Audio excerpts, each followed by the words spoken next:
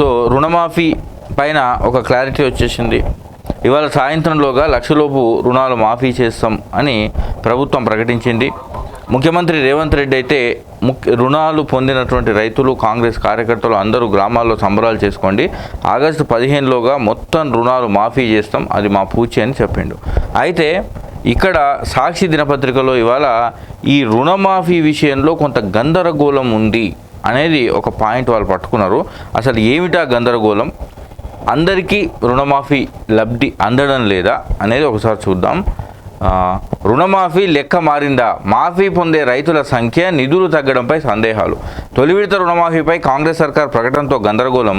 గత బీఆర్ఎస్ సర్కార్ లక్షలోపు రుణాల మాఫీకి లెక్కేసిన మొత్తం 19,198 కోట్లు. ఇప్పుడు అదే లక్షలోపు రుణాల మాఫీకి సర్కారు చెప్తున్న సొమ్ము 7,000 కోట్లే.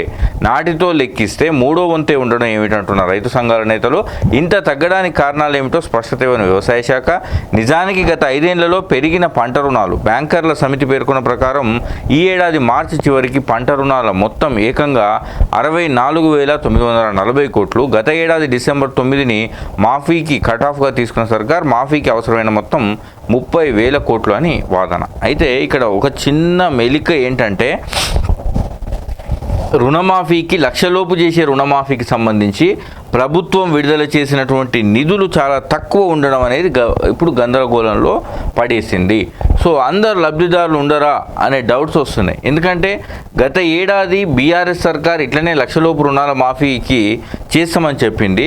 అప్పటి ప్రభుత్వం ఏమో 19,000 కోట్ల రూపాయలు రుణమాఫీకి అవసరం అని చెప్తే ఇప్పుడు సేమ్ లక్షలోపు రుణాలకే కేవలం 7,000 కోట్లే, ఈ 19,000 కోట్లలో సగం కూడా కావు, 7,000 కోట్లే విడుదల చేయడం పైన అభ్యంతరాలు అయితే వ్యక్తమవుతున్నాయి. ఇక మరి ఇది ఎందుకు ఇట్లా వస్తుంది అనే డౌట్స్ వస్తున్నాయి. ఇక రైతుల పంట రుణాల మాఫీ అంశంలో గందరగోళం కనిపిస్తుంది. రుణమాఫీ లెక్క తప్పిందని, రైతులకు ఇవ్వాల్సిన మొత్తం తగ్గిందనే అభిప్రాయం వ్యక్తమవుతుంది.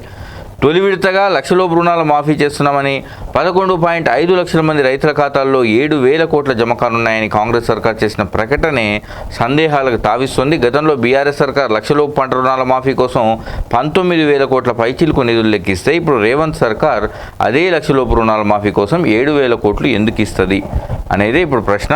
మరి ముఖ్యమంత్రి రేవంత్ రెడ్డి మాట్లాడారు. రుణమాఫీలో రోల్ మోడల్ కావాలి కాంగ్రెస్ సమావేశంలో రేవంత్. ఇక నేడే లక్ష రుణమాఫీ ట్రయల్ రన్ కూడా నిర్వహించినట్టు అధికారులు సంబరాలు చేసుకోవాలని చెప్పేసి పిలుపునిచ్చిండు. ఇదొక వార్త. వీటితో పాటు కొన్ని నేషనల్ వార్తలు ఉన్నాయి, వీటిని చూద్దాం.